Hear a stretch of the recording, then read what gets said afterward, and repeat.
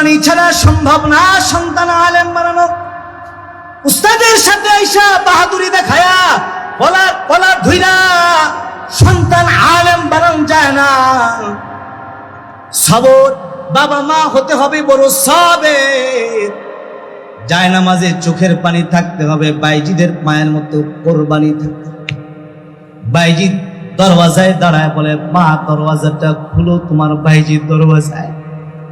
ভেতর থেকে বাইজিদের মা বলে, কোন বাইজিদ? বলে, মা আমি তোমার সন্তান বাইজিদ। কতদিন হয়ে যায় তোমার চেহারা দেখি না, তোমার আদর পায় না মা, একটু ছুটি নিয়ে তোমাকে দেখবার জন্য এসেছি। মা কঠিন হৃদয় নিয়ে বলে, বাইজিদ রে, আমার সন্তান যে বাইজিদ, তার সাথে আমার ওয়াদা হয়েছে, তার সাথে আমার কথোপকথন হয়েছে, আমার বাইজিদ আলেম সারা বাড়ি আসবে না। তুমি আমার সন্তান বাইজিদ নাও, তুমি চলে যাও।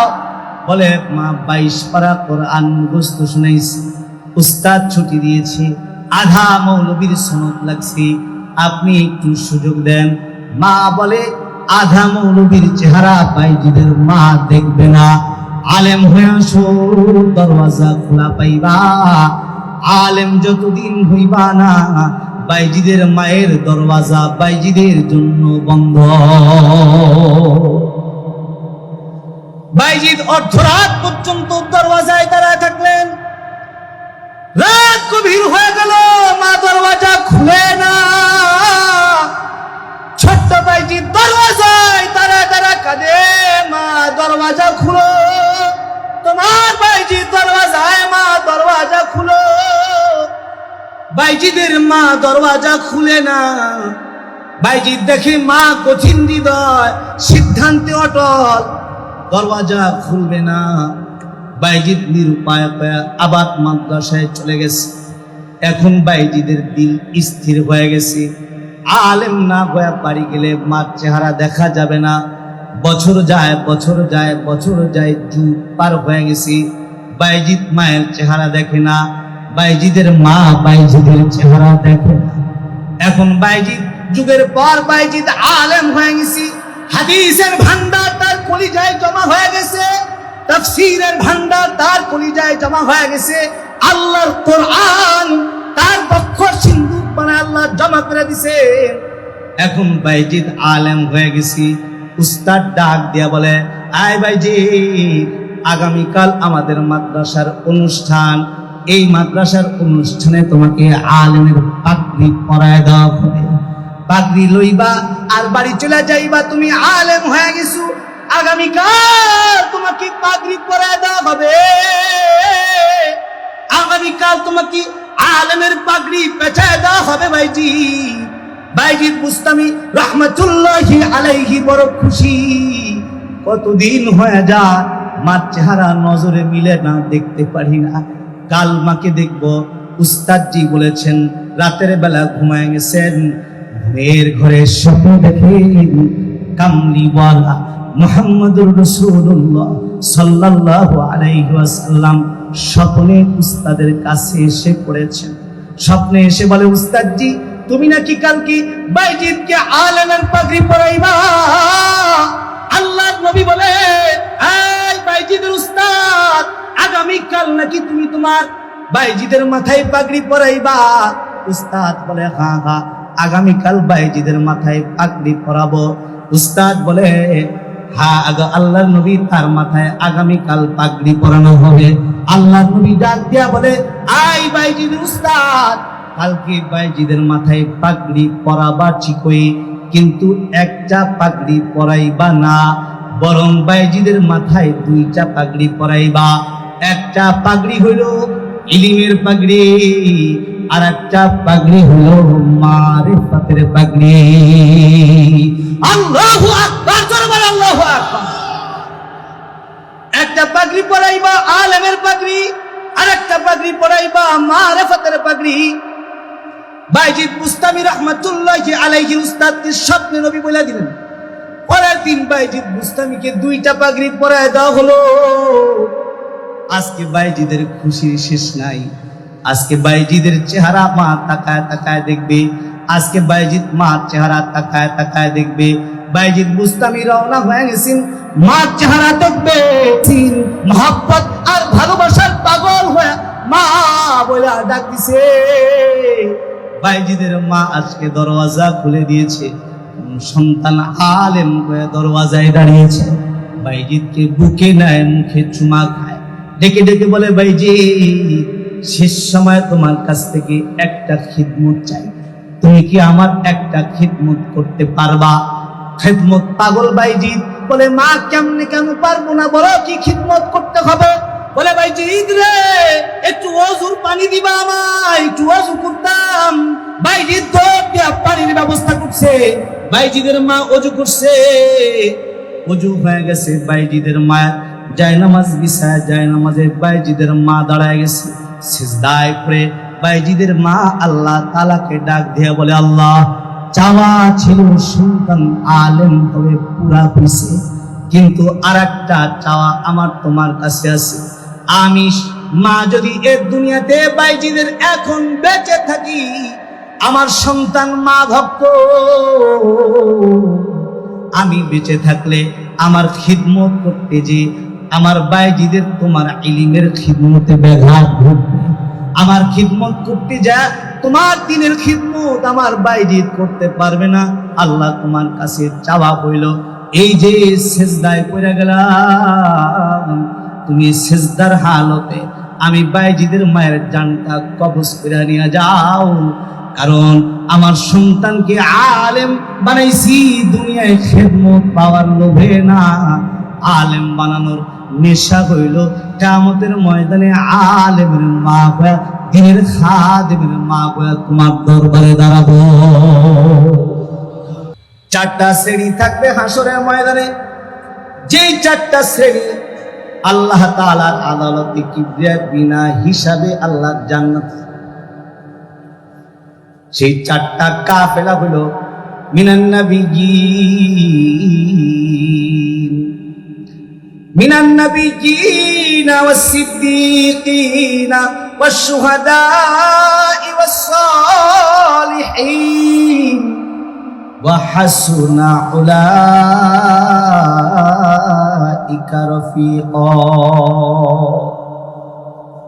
যে চারটা দল হাসরের ময়দানে বিনা হিসাবে আল্লাহ জান্নাতে যাবে, তাদের এক নম্বর কাফেলা হলো যত পয়গম্বর আলাইহিস সালাম দুনিয়ায় আসছেন, সকল পয়গম্বর বিনা হিসাবে জান্নাতে যাবে। দুই নম্বর হলো যারা সিদ্দিক হবে, সিদ্দিক সিদ্দিক তারা যারা মিথ্যা সারা কথা কয় না, সিদ্দিক বলে, মানে কথা কইলে মিথ্যা কথা কয়, সুন্দর করে সাজায় গুছায় মিথ্যা কথা কয়। আর যদি মিথ্যা বলার যন্ত্র সাথে থাকে তাহলে তো কোনো কথাই নেই। এটা হলো মিথ্যা বলার যন্ত্র, এ দিয়া আরামসে মিথ্যা বলা যায়, কারণ মোবাইল দিয়া কথা কইলে ও পারওয়ালা টের পায় না যে কি কয় কোত্থেকে কয়, ঠিক না বেশি? সিদ্দিক যারা সত্যের উপরে মুসিবত আসলেও এক পা সরে যায় না, যাদের সামনে জেল আসলেও এক পা সরে যায় না, যাদেরকে ডর দেখায় ভয় দেখায় এক কদম হক থেকে দূরে সরানো যায় না, তাদের ফাঁসির ডর দেখায় লাভ হয় না, জেলের ডর দেখায় লাভ হয় না। দেখো নাই বেটা, 3.5 বছর আমাদের আকাবিররা জেল খাটলো, আল্লামা মামুনুল হক জেল খাটলো, আল্লামা খালেদ সাইফুল্লাহ আইয়ুবী জেল খাটলো, শত শত হাজার হাজার আলেম ওলামা জেল খাটলো। কেউ বা বিনা কারণে জেলের ভেতরে তাকে জোর করে হত্যা করা হলো। আল্লামা দেলওয়ার হোসেন সাঈদীকে হত্যা করা হলো, পরিকল্পিত হত্যা করা হলো। জেল হাজত খেটে খেটে আলেম ওলামা বের হলো, কিন্তু দিলের ভেতরে এমন এক ইশকার মহব্বত আল্লাহর ঝুলানো আছে, যেই কারণে বিপদে পড়া যায় কিন্তু মুখ দিয়া মিথ্যা বের হয় না, হক থেকে 1 ইঞ্চি নিচে সরে যায় না। যারা হকের উপরে অটল আর মজবুত থাকে, 1 ইঞ্চি হক থেকে সরা রাখা যায় না। যারা সত্যের উপরে থাকে, সত্য কথা বলে, তাদের নাম সিদ্দিকের খাতায় যায়। যারা আবু বকরের রঙে রঙিন হয়ে যায়, সিদ্দিকে আকবরের রঙে রঙিন হয়ে যায়, আল্লাহ তাআলা বলে এরা বিনা হিসাবে আল্লাহর জান্নাতে যাবে। 3 নাম্বার হলো যারা শহীদ হবে, শহীদ মিনান নাবিয়্যিনা ওয়াস সিদ্দীকিনা ওয়াস শুহাদা'i ওয়াস সালিহিন ওয়া হাসুনা উলাইকা রফিকা। যারা শহীদ হবে আল্লাহ পাক কিয়ামতের ময়দানে তাদের কাছ থেকে হিসাব নিবেন। শুধু কিয়ামতের ময়দানে হিসাব দিবে না তা না, কবরের ভেতরেও আল্লাহ পাক তাদেরকে কোনো প্রশ্ন করে ছোট করবেন না। আল্লাহ পাক কোনো শহীদের কাছে জিজ্ঞাসা করবে না মার রব্বুক, তোমার রবকে বলবে না, ওয়া মা দিন বলবে না, ওয়ামান হাদা রাজুলুল্লাযী বুইসা ফীকুম বলবে না, তোমার রবকে বলো বলবে না, তোমার দিন কি বলো বলবে না। এই যে দেখো চিনুনি বলবে না, শহীদকে বলবে না, কারণ আল্লাহ পাক শহীদের মর্যাদা এত উঁচু করছেন, সকল শহীদ বিনা হিসাবে আল্লাহ জান্নাতে যাবে। আর আসতে বলেন সুবহানাল্লাহ। এই সবাই 2 হাত উঁচা করেন দেখি, 2 হাত উঁচা করেন, 2 হাত উঁচা করেন, 2 হাত উঁচা করেন, নাড়াচাড়া দেন দেখি, আওয়াজ করে বলেন দেখি আল্লাহু আকবার। আর জোরে আওয়াজ করে বলেন দেখি আল্লাহু আকবার। প্রিয় হাজিরিন, তাহলে আল্লাহ পাক বিনা হিসাবে যাদেরকে জান্নাত দান করবেন তাদের মধ্যে 3 প্রকার। 3 নম্বর হলো যারা শহীদ হবে, 4 নম্বর হলো যারা সালিহিন হবে। সালিহিন মানে হলো যারা সুদের ব্যবসায় যাদের জিন্দেগি যায়, ঘুষের ব্যবসায় যাদের জিন্দেগি কাটে, যারা হারাম খায়, যারা আকামে লিপ্ত হয়, এরাই তো সালেহ হয়, তাই না? না, যাদের হায়াত হয় পূত পবিত্র, যাদের হায়াতে পাপ নাই, যাদের হায়াতটা নেক দ্বারা সজ্জিত, এদের নাম তা সালেহ খাতায় উঠে যায়। যদি কোনো বান্দা সালেহ হয়ে যায় তো আল্লাহ তাআলা তাকেও বিনা হিসাবে জান্নাত দান করবে। এই যে সুবহানাল্লাহ বলেছেন না, এই একটা সুবহানাল্লাহ যদি রবের প্রেমে কবুল হয়ে যায় তো 1 সুবহানাল্লাহর বদলায় আল্লাহ পাক বিনা হিসাবে জান্নাত দান করবে। আর একটু আস্তে বলেন সুবহানাল্লাহ, দিল থেকে মহব্বতে রবের প্রেমে আওয়াজ করে চিৎকার করে বলেন সুবহানাল্লাহ। এই যে আমি এখন বললাম সুবহানাল্লাহ বললে বিনা হিসাবে জান্নাতে যাবে, এটা আমার কথা না, এটা এমন একজন মহামানব বলেছেন, যে মহামানব দারুল উলুম দেওবন্দ মাদ্রাসার 55 বছরের প্রিন্সিপাল মুহতামিমের দায়িত্ব পালন করছেন। দারুল উলুম দেওবন্দের নাম শুনছেন আপনারা? দারুল উলুম দেওবন্দের এই যে মাদ্রাসা দেখেন, এই মাদ্রাসার মূল যেটা দারুল উলুম দেওবন্দ মাদ্রাসা, যেই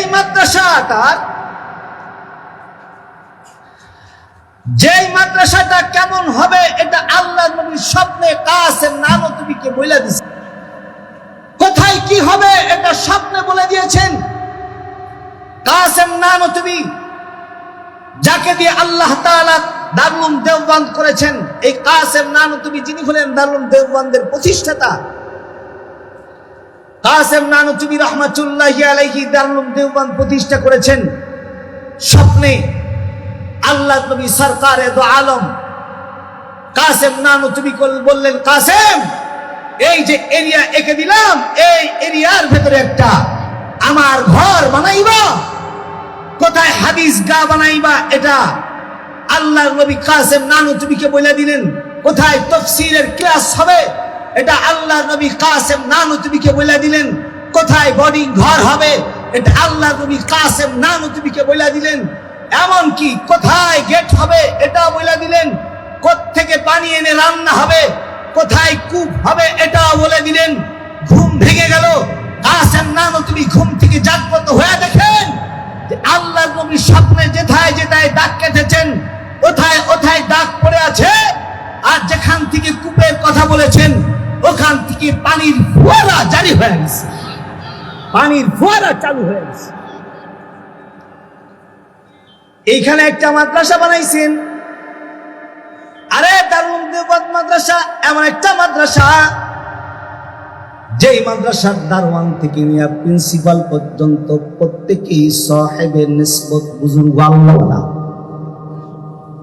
বলাটা সহজ কিন্তু অত সহজ না।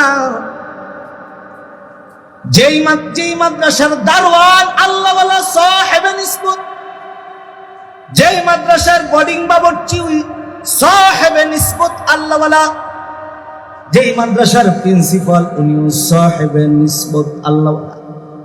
কারণ কাসেম নানুতুবি রহমাতুল্লাহি আলাইহি শুধুমাত্র প্রিন্সিপালের চেয়ারে বসে থাকতেন না, উনি কখনো কখনো বোর্ডিং এর বাবুর্চি হয়ে যাইতেন, আবার কখনো কখনো দারওয়ান হয়ে যেতেন।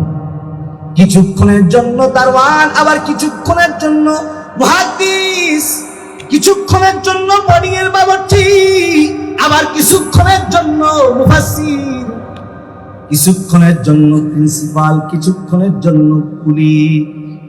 কাসেম নানুতুবি কুলি হয়ে দারুল উলুম দেওবন্দের মাদ্রাসার অদূরের স্টেশনে গিয়া দাঁড়ায় থাকতেন। দেখি রে, হাসরের ময়দানে বিনা হিসাবে জান্নাতে যাওয়ার কোন রাস্তা পাওয়া যায় কিনা। এজন্য একটু খিদমত করার নিশায়, তালেবুল ইলমের খিদমতের নিশায় কাসেম নানুতুবি রহমাতুল্লাহি আলাইহি রেল স্টেশনে যা দাঁড়ায় থাকতেন। হয়তো চেহারা খোলা রাখলে সবাই দেখবে, চিনবে। এজন্য কাসেম নানুতুবি ড্রেস চেঞ্জ করতেন, চেহারাটা নিকাব দিয়া আটকায় দিতেন, কাপড় দিয়ে আটকায় দিতেন, শুধুমাত্র চোখ দুইটা বের করে রাখতেন দেখার জন্য। এবার কোন ছাত্র যদি ট্রেন থেকে নামতো তো কাসেম নানুতুবি রহমাতুল্লাহি আলাইহি দৌড় দিয়া পাশে যায় দাঁড়ায় দিতেন। বুড়া মানুষ কাসেম নানুতুবি পাশে যায় বলতেন, বেটা তুমি কি দারুল উলুম দেওবন্দ মাদ্রাসার ছাত্র নাকি? হ্যাঁ, আমি দারুল উলুম দেওবন্দের ছাত্র। বলে, বেটা আমি তো একজন কুলি, আমি মানুষের বোঝা বহন করার জন্য রেল স্টেশনে দাঁড়ায় থাকি। দিবা কি তোমার ওই পোটলা, ওই তোমার বোঝাটা কি আমার মাথায় একটু দিবা? বলে, আপনি কি বুড়া মানুষ পারবেন? বলে, হ্যাঁ বেটা, কোনো শক্তি আছে আমার, আমি চাইলে পারবো, একটু মাথায় বোঝাটা উঠায় দাও। ছাত্র চিনে নাই কার মাথায় উঠাইলাম, বোঝাটা কাসেম নানুতুবির মাথার উপরে উঠাইছে। কাসেম নানুতুবি রহমাতুল্লাহি আলাইহি ছাত্রের বোঝা নিয়ে দারুল উলুম দেওবন্দের গেটে এসে দাঁড়াইছে। দাঁড়ায় বোঝাটা নামায় বলে, বেটা যাও, ওই যে তোমাদের দরসগাহ, যাও দরসগাহে চলে যাও। তো ছাত্র বলে, কুলি এত বড় বোঝা এনে দিলেন, তো এর পারিশ্রমিক কি আপনি নিবেন না? এই নেন, কিছু পারিশ্রমিক নিয়ে যান। কাসেম নানুতুবি ডাক দিয়া বলে, আই তোমরা তো নবীর ঘরের মেহমান, আল্লাহ তাআলা তোমাদের বক্ষটা তার ইলম সংরক্ষণের সিন্ধু বানাইছে। তো আমি সবার কাছ থেকে টাকা পাই, তোমার টাকার দরকার নাই, তুমি আমার জন্য আল্লাহর কাছে একটু দোয়া করো, আল্লাহ তাআলা যেন আমাকে তালিবুল ইলমের খাদেম করে কবুল করে নেয়। কাসেম নানুতুবি রহমাতুল্লাহি আলাইহি এই খিদমত করে যান, দীর্ঘদিন পর্যন্ত এই খিদমত করতেছে। একদিন হঠাৎ করে কাসেম নানুতুবি রহমাতুল্লাহি আলাইহির সামনে একটা ছাত্র মাত্র ট্রেন থেকে নামছে, কিন্তু এই ছাত্রটা হলো কাসিম নানুতুবি রহমাতুল্লাহি আলাইহির কাছাকাছি ছাত্র।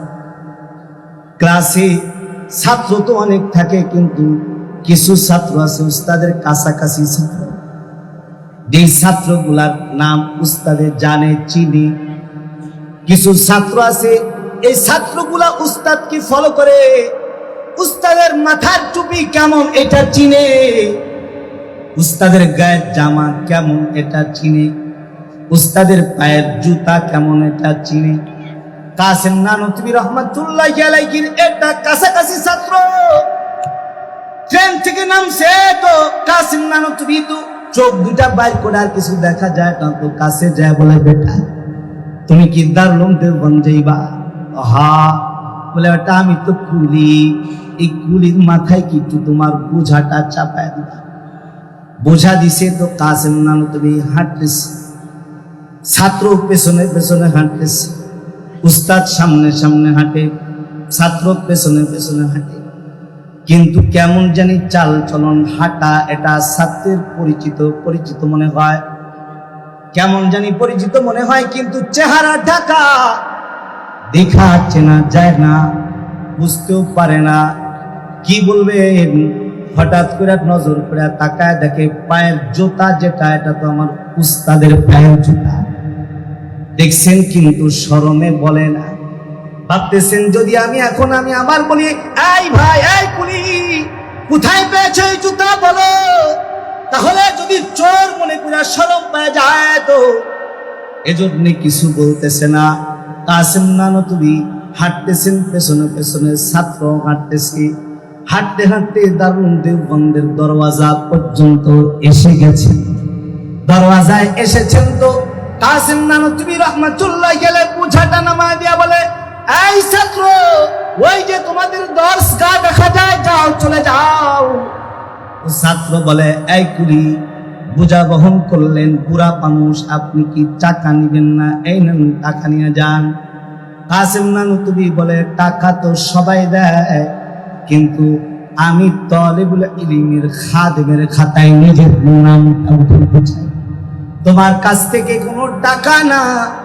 যদি কিছু নিতে হয় তো আল্লাহ তাআলার কাছ থেকে নিব, তোমার কাছ থেকে নিব না, তুমি চলে যাও। যখন কাসিম নানুতুবি রহমাতুল্লাহি আলাইহি এই কথাটা বলার সামনে আগায় গেছেন, ছাত্র দৌড় দিয়া যায় তার পাটা জড়ায় ধরছে, ধরায় বলে, আপনি যদি কুলি হয়ে থাকেন তাহলে সত্য করে বলেন তো আপনার পায়ের জুতাটা কার জুতা? এটা তো আমার উস্তাদের জুতা মনে হয়, এই জুতাটা আমি আমার উস্তাদ কাসিমের পায়ে দেখেছি, বলুন তো এই জুতাটার মালিককে? যখন দেখছেন যে ছাত্র চিনছে, মিথ্যা বলার সুযোগ নাই।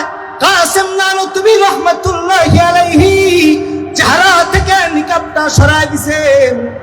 এবার বলে, বেটা আসলে আমি বললাম তোর উস্তাদ কাসিম, তবে সাবধান, আমি যে কুলি হয়ে কুলিগিরি করি, খবরদার এই কথাটা জানে রবের আদালতে প্রশ্নের জবাব দিয়া জান্নাতে যাওয়ার কোনো সুযোগ আমার নাই।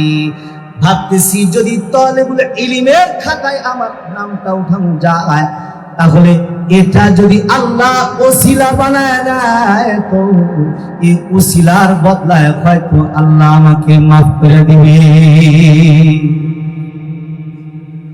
প্রিয় হাজরিন, এই কাসিম নানুতুবি রহমাতুল্লাহি আলাইহির প্রতিষ্ঠিত দারুল উলুম দেওবন্দ মাদ্রাসার 55 বছর তিনি মুহতামিমের দায়িত্ব পালন করেছিলেন। তিনি হলেন কারি তৈয়ব সাহেব রহমাতুল্লাহি আলাইহি।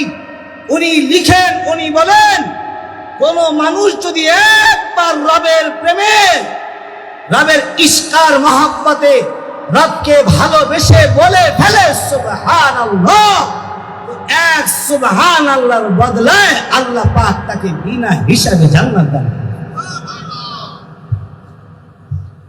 বিনা হিসাবে জান্নাত দিবেন একটা সুবহানাল্লাহর বদলায়, যদি সুবহানাল্লাহটা রবের কাছে কবুল করানো যায়। একটু রবের প্রেমে বলুন তো সুবহানাল্লাহ। হয় নাই? আওয়াজ করে বলেন সুবহানাল্লাহ।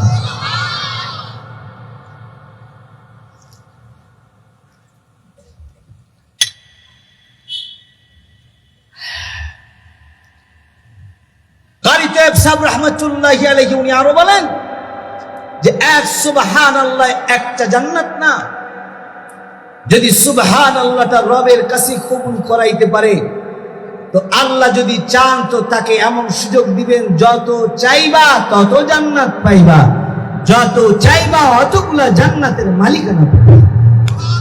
এখনো বলছেন না সুবহানাল্লাহ? আওয়াজ করে বলেন সুবহানাল্লাহ।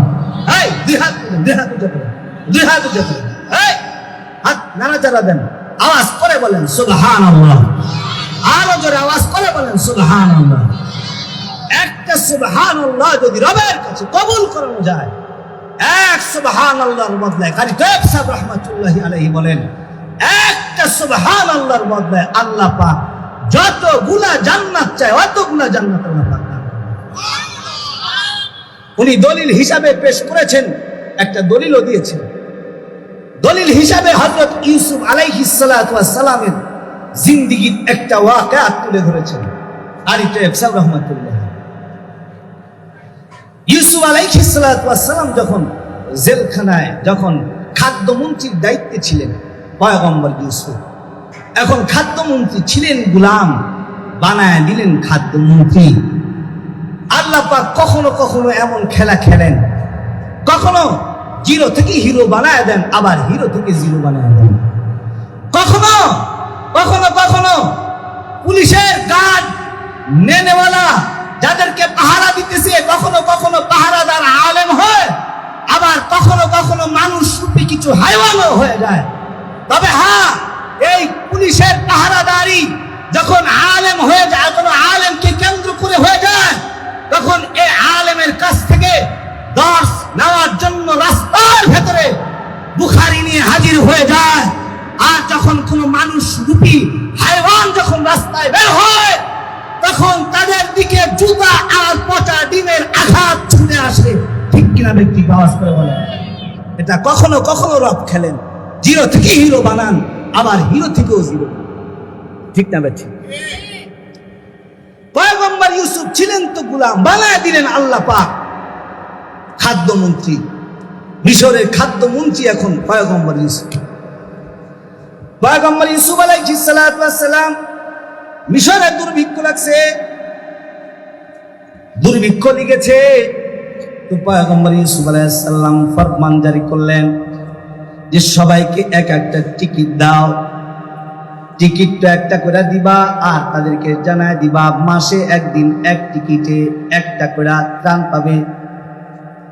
যেহেতু মিশরে এখন দুর্ভিক্ষ চলছে, মিশরের ভেতরে দুর্ভিক্ষর আমল চলে, এখন সব মানুষের খাদ্যের প্রয়োজন। খাদ্যমন্ত্রী পয়গম্বর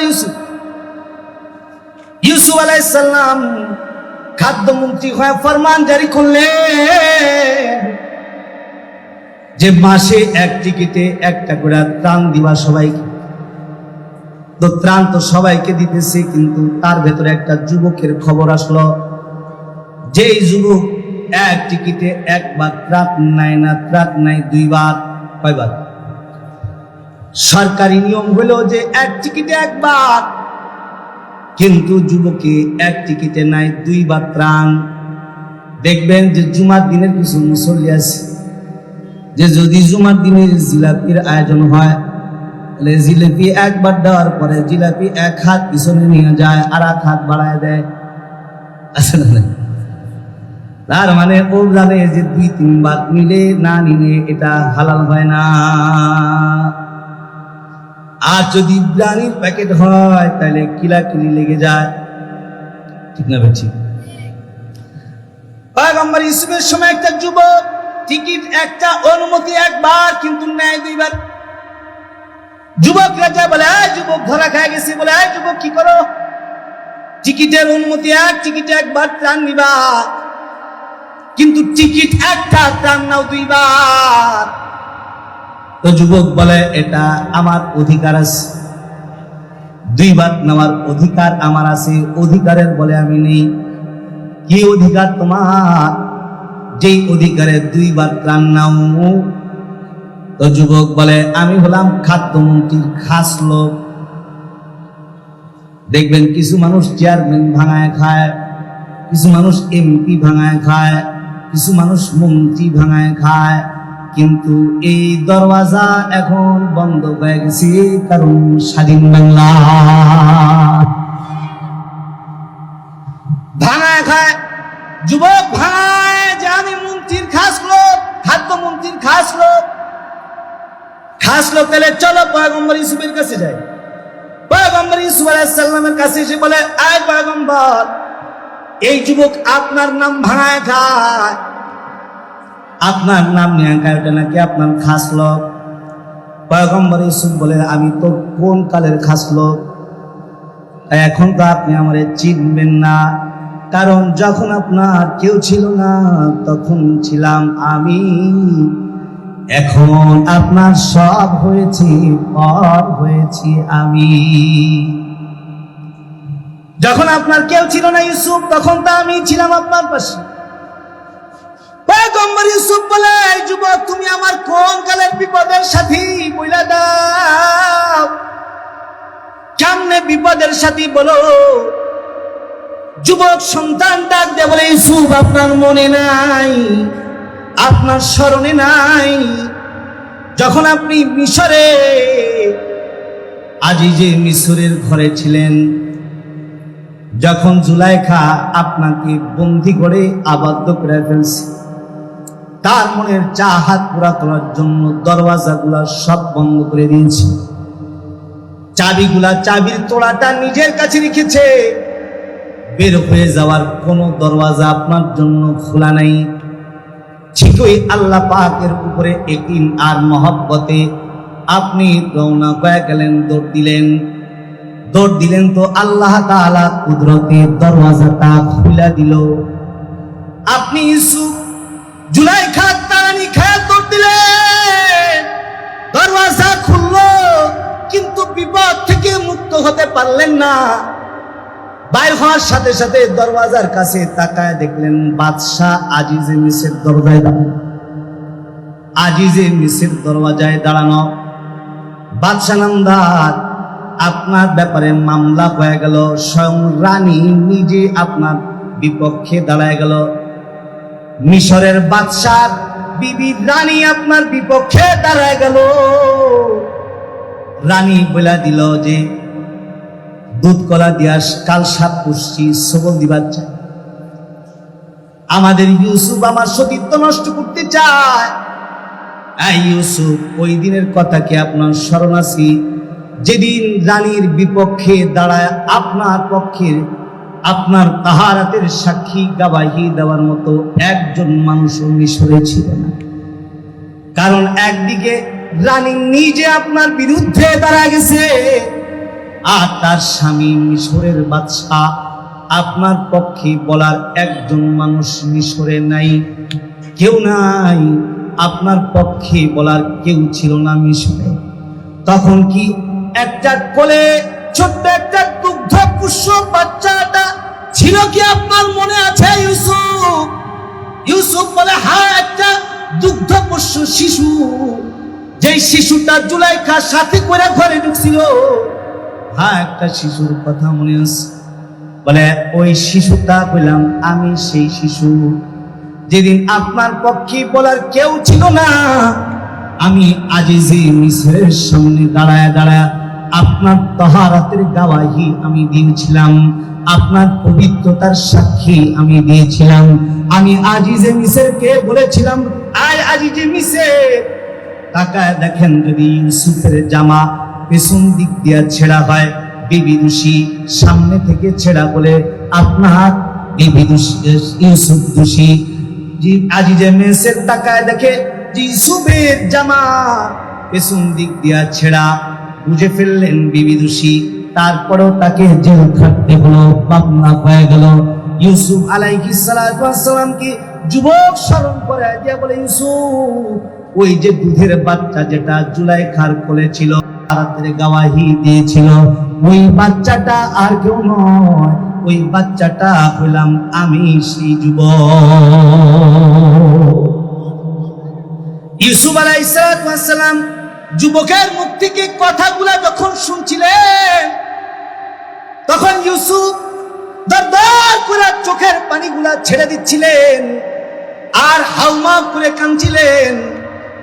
এবার ইউসুফ আলাইহিস সালাতু ওয়াস সালাম ত্রাণ দেওয়ার মানুষগুলাকে ডেকে ডেকে বললেন, এই লোকেরা, এই যুবককে চিনে রাখো, ও যতবার আসবে, যতবার চাইবে, ততবার ওকে দিতেই থাকবা।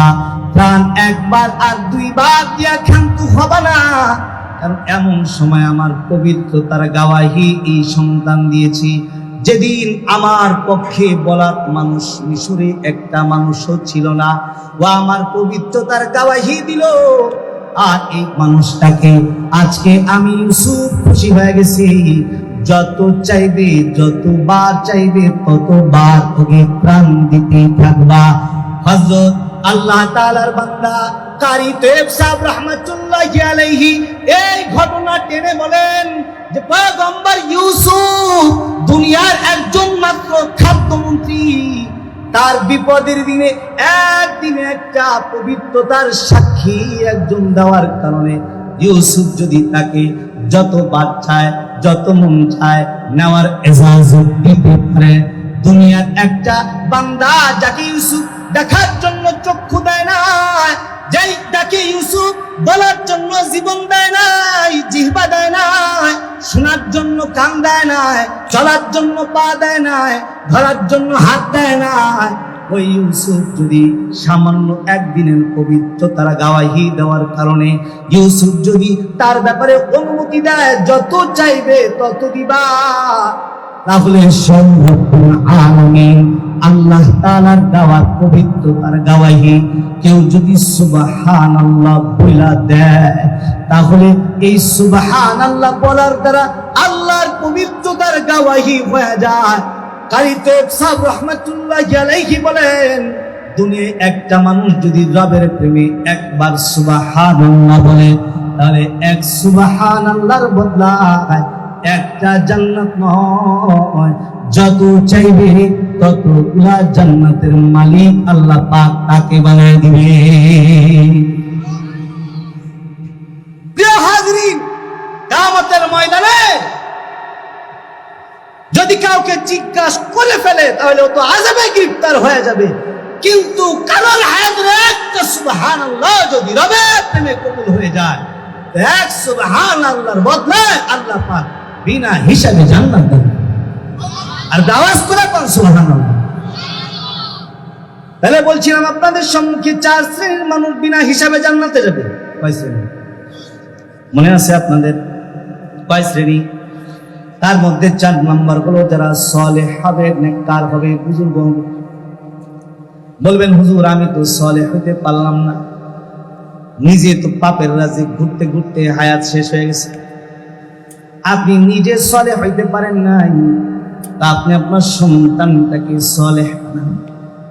কারণ কিয়ামতের ময়দানে সালেহ সন্তানের বাবা মার ব্যাপারে নবীর ঘোষণা আছে যে আল্লাহ তাআলা সালেহ নেককার সন্তানের বাবা মাকে আল্লাহ তাআলা বিনা হিসাবে জান্নাত দান করবেন।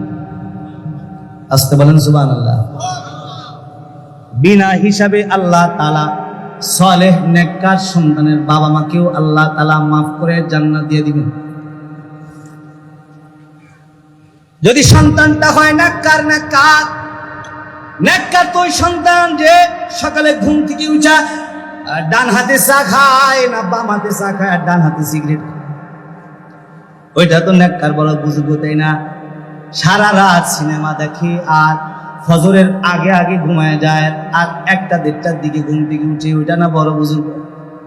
না, নেককার হলো তারা, যদি নেককার দেখবার চান তো রাত 3টায় ফারুকিয়ায় আসবেন, 4টায় ফারুকিয়া আসবেন, দেখবেন কিছু কোকিল পাখি আছে যারা রাতের বেলা আল্লাহ কোরআন খুলা আল্লাহর সাথে কথা কয়। বুজুর্গ দেখতে চান?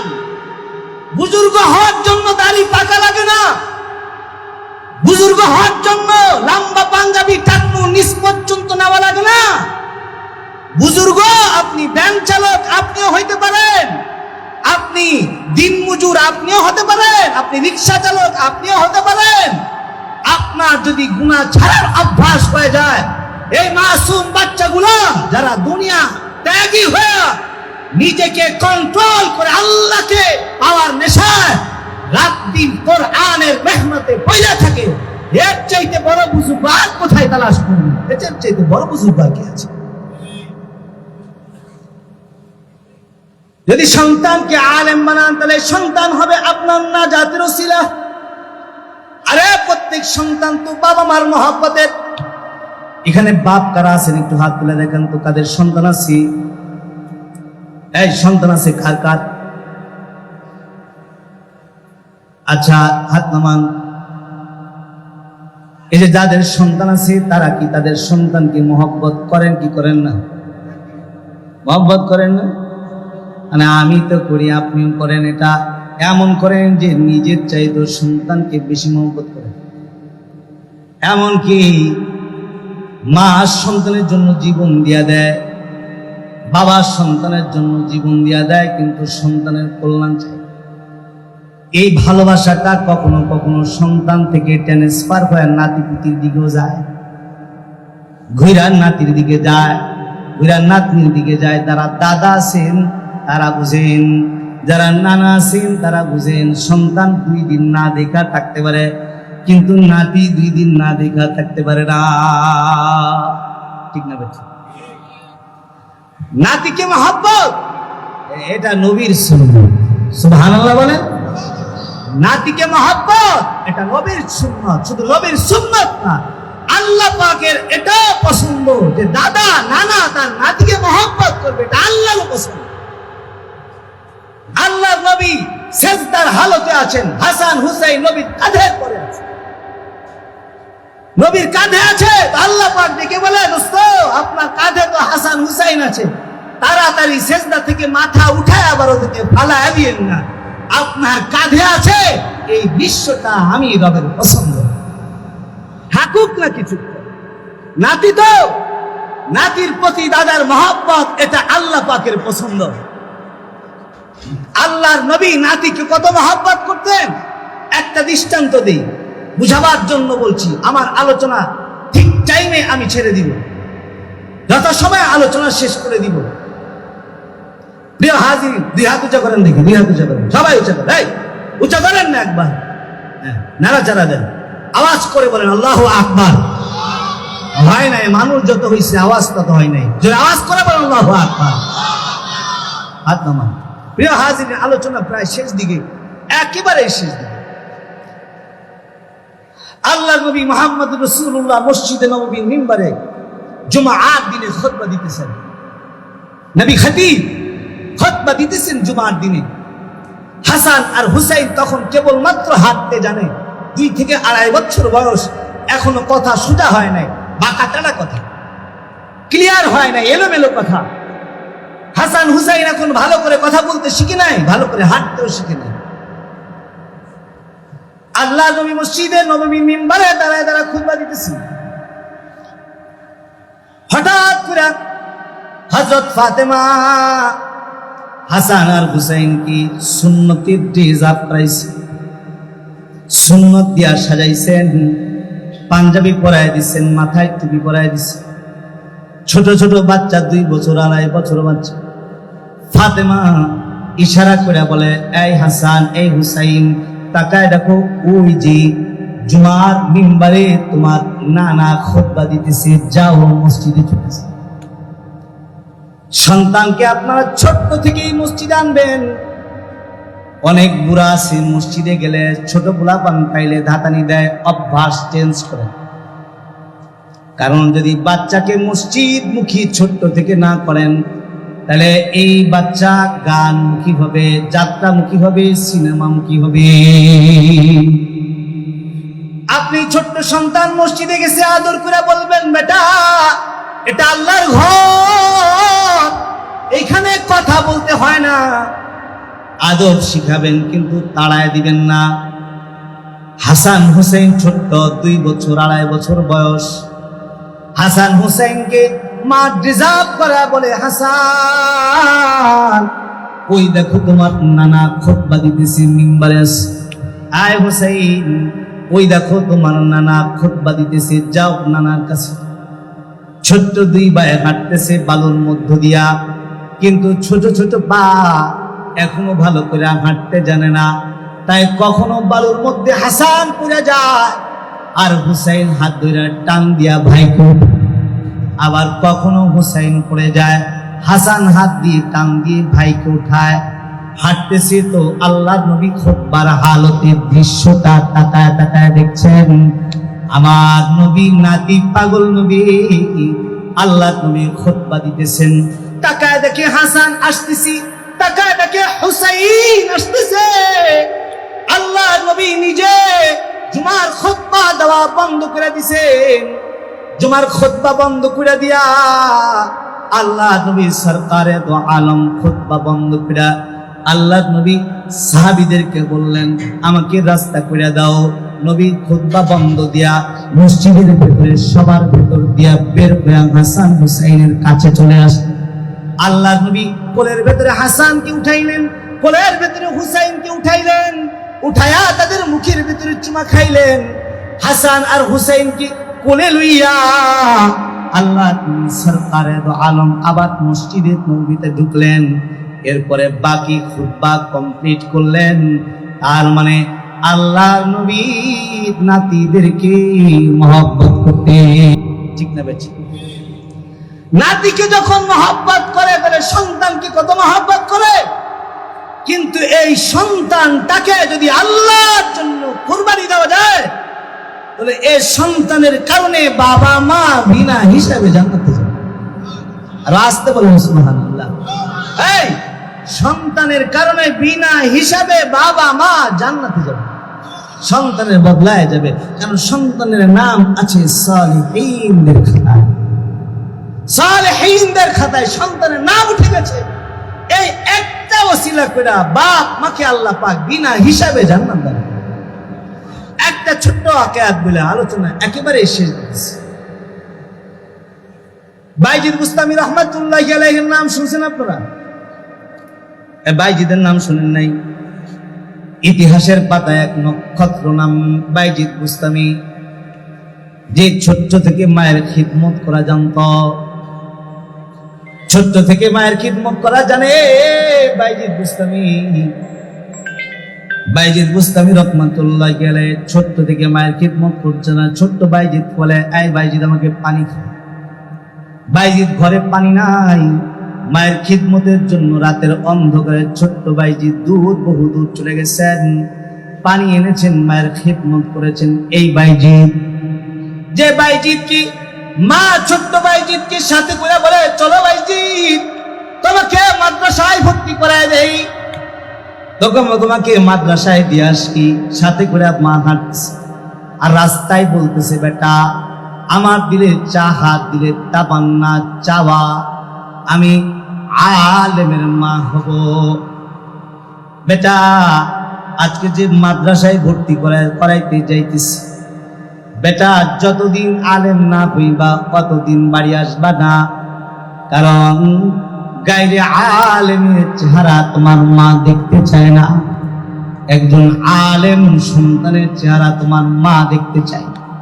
বাইজিদ তোমাকে মাদ্রাসায় ভর্তি করাইতেছি, এই সন্তান আলেম হয়ে বাড়ি আসবা, আলেম না হয়ে বাড়ি আসবা না। বাইজিদ বুস্তামি রহমাতুল্লাহি আলাইহিকে বলতে বলতে মাদ্রাসায় নিয়ে গেছে, নিয়ে যায় উস্তাদকে বলে, উস্তাদ এটা আমার সন্তান বাইজিদ, আমার বাইজিদের সাথে কথা, যতদিন বাইজিদ আলেম না হবে ততদিন বাড়ি আসবে না, বাড়ি যাবে না। আমি গায়রে আলেম বাইজিদের চেহারা দেখব না, আমি আলেম চেহারা সন্তানের চেহারা দেখব। ভর্তি করায় দিয়া মা বাড়ি চলে গেছেন। ছোট্ট বাচ্চা, যেই বাচ্চা মা ছাড়া কিছু বুঝে না, মাকি ছাড়া ঘুমানো বুঝে না, এই ছোট্ট বাইজিদকে মাদ্রাসায় দিয়া মা বাড়িতে চলে গেছেন। বাড়িতে গেছেন, ছোট্ট বাইজিদ কিছুদিন চলে গেছে, তো মার যত্ন কান্না আসতেছে। কতদিন হয়ে যায় মার চেহারা দেখি না। এবার উস্তাদজির কাছে যায়, বলে উস্তাদজি কতদিন হয় বাইজিদ তার মার চেহারা দেখে না। উস্তাদ জি আমাকে কি একটা দিনের একটু ছুটি দিবেন? যদি ছুটি দিতেন তো আমি আমার মার চেহারাটা এক নজর দেখতাম। উস্তাদ মনে করলেন যে একটা বড় সবকের বোঝা বাইজিদের মাথার উপরে চাপায় দেই আর শর্ত জুড়ে দিই। যদি শর্ত মানতে পারে তাহলে ছুটি হবে, আর শর্ত না মানলে তাকে ছুটি দিব না। বলে আই ভাইজি তোমার জন্য একটা শর্ত আছে, যদি মাকে দেখতে চাও তাহলে 22 পারা কোরআন তোমাকে মুখস্থ শুনাইতে। যদি 22 পারা কোরআন মুখস্থ শুনাইতে পারো তাহলে তোমাকে বাড়ি যাওয়ার সুযোগ দেওয়া হবে, শুনাইতে না পারলে সুযোগ দাও। বাইজিদ গোস্তামি রহমাতুল্লাহি আলাইহি বললেন, বলার সাথে সাথে আল্লাহর কোরআন নিয়ে বসে গেছে তো কোরআন পড়া শুরু করছে। মাত্র কয়েকদিনের মাথায় বাইজিদ 22 পারা কোরআন মুখস্থ করে ফেলেছে। উস্তাদের কাছে এসে বলে, উস্তাদ জি আমার 22 পারা কোরআন মুখস্থ হয়ে গেছে, শুনেন। উস্তাদ শুনা দেখে 22 পারা কোরআনের ভিতরে একটা লোকমাও বাইজিদের যায় নাই, একটা ভুল তার প্রকাশ পায় না। বাইজিদের উস্তাদ ওয়াদা রক্ষা করতে বাধ্য।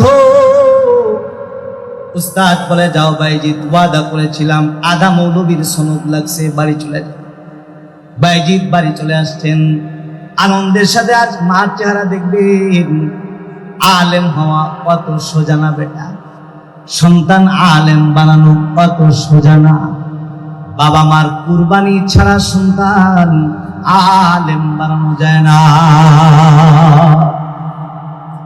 আজকে আপনি আমি মৌলবী কি দেখছেন চেয়ারে বসা, এই যে কথা বলছি আপনাদের সামনে, আলহামদুলিল্লাহ গত রাত্রেও 12:30 পর্যন্ত কথা বলেছি। এর চাইতে বড় প্যান্ডেল, হাজার হাজার মানুষ কথা শুনেছে। আলহামদুলিল্লাহ একটা মানুষ উঠে না কথা শুনে। এই যে সবরের সাথে মানুষ কথা শুনে মনে করেন আমার কোনো বাহাদুরি না, আমার মায়ের জায়নামাজের চোখের পানি। মা তাহাজ্জুদ পড়ে কাঁদছে, আল্লাহ সন্তান মাদ্রাসায় দিয়েছি, আলেমের মা হইতে চাই। হয়তো কোনো রোনাজারি, কোনো চোখের পানি মায়ের একটা সেজদায় কবুল হয়ে গেছে, যে কারণে হাসিবুর রহমান কথা বলার যোগ্যতা পেয়েছে। কুরবানি ছাড়া সম্ভব না সন্তান আলেম বানানো। উস্তাদের সাথে আইসা বাহাদুরি দেখায়া বলা ধুইরা সন্তান আলেম বানানো যায় না। সবর বাবা মা হতে হবে বড় সবের। জায়নামাজে চোখের পানি থাকতে হবে, বাইজিদের মায়ের মতো কোরবানি থাকতে। বাইজিদ দরওয়াজায় দাঁড়ায় বলে, মা দরওয়াজাটা খুলো, তোমার বাইজিদ দরওয়াজায়। ভেতর থেকে বাইজিদের মা বলে, কোন বাইজিদ? বলে, মা আমি তোমার সন্তান বাইজিদ, কতদিন হয়ে যায় তোমার চেহারা দেখি না, তোমার আদর পায় না মা, একটু ছুটি নিয়ে তোমাকে দেখবার জন্য এসেছি। মা কঠিন হৃদয় নিয়ে বলে, বাইজিদ রে, আমার সন্তান যে বাইজিদ, তার সাথে আমার ওয়াদা হয়েছে, তার সাথে আমার কথোপকথন হয়েছে, আমার বাইজিদ আলেম সারা বাড়ি আসবে না। তুমি আমার সন্তান বাইজিদ নাও, তুমি চলে যাও। বলে, মা 22 পারা কোরআন মুখস্থ শুনাইছি, উস্তাদ ছুটি দিয়েছে, আধা মৌলবীর সনদ লাগছে, আপনি একটু সুযোগ দেন। মা বলে, আধা মৌলবীর চেহারা বাইজিদের মা দেখবে না, আলেম হয়ে আসো, দরওয়াজা খোলা পাইবা। আলেম যতদিন হইবা না, বাইজিদের মায়ের দরওয়াজা বাইজিদের জন্য বন্ধ। বাইজিদ অর্ধরাত পর্যন্ত দরওয়াজায় দাঁড়ায় থাকলেন। রাত গভীর হয়ে গেল, মা দরওয়াজা খুলে না। ছোট্ট বাইজিদ দরওয়াজায় দাঁড়া কাঁদে, মা দরওয়াজা খুলো, তোমার বাইজিদ দরওয়াজায়, মা দরওয়াজা খুলো। বাইজিদের মা দরওয়াজা খুলে না। বাইজিদ দেখে মা কঠিন হৃদয়, সিদ্ধান্তে অটল, দরওয়াজা খুলবে না। বাইজিদ নিরুপায় আবার মাদ্রাসায় চলে গেছে। এখন বাইজিদের দিল স্থির হয়ে গেছে, আলেম না হয়ে বাড়ি গেলে মার চেহারা দেখা যাবে না। বছর যায় বছর যায় বছর যায়, যুগ পার হয়ে গেছে, বাইজিদ মায়ের চেহারা দেখে না, বাইজিদের মা বাইজিদের চেহারা দেখে না। এখন বাইজিদ যুগের পর বাইজিদ আলেম হয়ে গেছে, হাদিসের ভান্ডার তার কলিজায় জমা হয়ে গেছে, তাফসীরের ভান্ডার তার কলিজায় জমা হয়ে গেছে, আল্লাহর কোরআন তার বক্ষ সিন্ধুক বানায় আল্লাহ জমা করে দিছে। এখন বাইজিদ আলেম হয়ে গেছে। উস্তাদ ডাক দিয়া বলে, আয় বাইজিদ, আগামীকাল আমাদের মাদ্রাসার অনুষ্ঠান, এই মাদ্রাসার অনুষ্ঠানে তোমাকে আলেমের পাগড়ি পরায় দেওয়া হবে। পাগড়ি লইবা আর বাড়ি চলে যাইবা, তুমি আলেম হয়ে গেছো। আগামীকাল তোমাকে পাগড়ি পরায় দেওয়া হবে, আগামীকাল তোমাকে আলেমের পাগড়ি পেঁচায় দেওয়া হবে। বাইজিদ বুস্তামি রহমাতুল্লাহি আলাইহি বড় খুশি। কতদিন হয়ে যায় মার চেহারা নজরে মিলে না, দেখতে পারি না, কাল মাকে দেখব। উস্তাদজি বলেছেন রাতের বেলা ঘুমায় গেছেন, ঘুমের ঘরে স্বপ্ন দেখেন কামলিওয়ালা মুহাম্মদুর রাসূলুল্লাহ সাল্লাল্লাহু আলাইহি ওয়াসাল্লাম স্বপ্নে উস্তাদের কাছে এসে পড়েছেন। স্বপ্নে এসে বলে, উস্তাদজি তুমি নাকি কালকে বাইজিদকে আলেমের পাগড়ি পরাইবা। আল্লাহর নবী বলে, এই বাইজিদের উস্তাদ, আগামীকাল নাকি তুমি তোমার বাইজিদের মাথায় পাগড়ি পরাইবা। উস্তাদ বলে, হ্যাঁ হ্যাঁ, আগামীকাল বাইজিদের মাথায় পাগড়ি পরাবো। উস্তাদ বলে, হ্যাঁ আল্লাহর নবী তার মাথায় আগামীকাল পাগড়ি পরানো হবে। আল্লাহর নবী ডাক দিয়া বলে, আই বাইজিদের উস্তাদ, কালকে বাইজিদের মাথায় পাগড়ি পরাবা ঠিকই, কিন্তু একটা পাগড়ি পরাইবা না, বরং বাইজিদের মাথায় দুইটা পাগড়ি পরাইবা। একটা পাগড়ি হইল ইলমের পাগড়ি, আর একটা পাগড়ি হইল মারিফাতের পাগড়ি। আল্লাহু আকবার, জোরে বলো আল্লাহু আকবার। একটা পাগড়ি পরাইবা আলেমের পাগড়ি, আর একটা পাগড়ি পরাইবা মারিফাতের পাগড়ি। বাইজিদ বুস্তামি রহমাতুল্লাহি আলাইহি উস্তাদকে স্বপ্নে নবী বলে দিলেন। পরের দিন বাইজিদ বুস্তামিকে দুইটা পাগড়ি পরায় দেওয়া হলো। আজকে বাইজিদের খুশির শেষ নাই। আজকে বাইজিদের চেহারা মা তাকায় তাকায় দেখবে, আজকে বাইজিদ মার চেহারা তাকায় তাকায় দেখবে। বাইজিদ বুস্তামি রওনা হয়ে গেছেন, মার চেহারা দেখবে, মহব্বত আর ভালোবাসার পাগল হয়ে মা বলে ডাক দিছে। বাইজিদের মা আজকে দরওয়াজা খুলে দিয়েছে, সন্তান আলেম হয়ে দরওয়াজায় দাঁড়িয়েছে। বাইজিদকে বুকে নেয়, মুখে চুমা খায়, ডেকে ডেকে বলে, বাইজিদ শেষ সময় তোমার কাছ থেকে একটা খিদমত চাই, তুমি কি আমার একটা খিদমত করতে পারবা? খিদমত পাগল বাইজিদ বলে, মা কেমনে কেন পারবো না, বলো কি খিদমত করতে হবে? বলে, বাইজিদ রে, একটু ওযুর পানি দিবা আমায়, একটু ওযু করতাম। বাইজিদ দিয়া পানির ব্যবস্থা করছে। বাইজিদের মা ওযু করছে, ওযু হয়ে গেছে। বাইজিদের মা জায়নামাজ বিছায়, জায়নামাজে বাইজিদের মা দাঁড়ায় গেছে, সিজদায় পড়ে বাইজিদের মা আল্লাহ তাআলাকে ডাক দিয়ে বলে, আল্লাহ, চাওয়া ছিল সন্তান আলেম হবে, পুরা হইছে, কিন্তু আরেকটা চাওয়া আমার তোমার কাছে আছে। আমি মা যদি এর দুনিয়াতে বাইজিদের এখন বেঁচে থাকি, আমার সন্তান মা ভক্ত, আমি বেঁচে থাকলে আমার খিদমত করতে যে আমার বাইজিদের তোমার ইলমের খিদমতে ব্যাঘাত ঘটবে।